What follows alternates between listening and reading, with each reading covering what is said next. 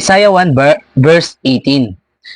Hali kayo at tayo'y magpaliwanagan, sabi ni Yahweh, gaano man kapula ang iyong mga kasalanan, kayo'y aking papuputiin tulad ng yelo o bulak.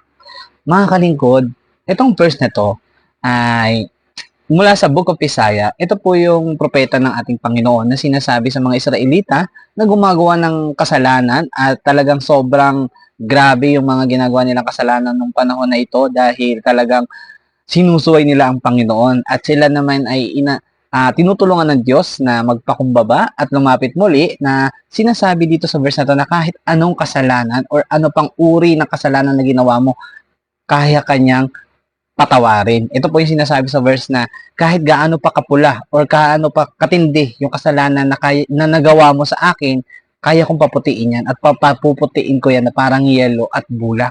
Diba? Yung po yung sinasabi sa verse na to na kahit anumang kasalanan ng isang tao, kung siya ay huhingi ng kapatawaran sa ating Panginoon at siya ay magpapakumbaba at siya ay lalapit at tatanggapin ng ating Panginoon at susundin ng kanyang kalooban, maluwag po tayong tatanggapin ng Diyos sapagkat ang ating Panginoong Diyos ay mapagpatawad at papagmahal at hindi niya hahayaan na tayo mapahamak. Kaya maraming beses niya tayo pinagbibigyan para tayo ay bumalik sa Kanya at nang sa gayon magkaroon tayo ng kaligtasan at hindi tayo mapahamak.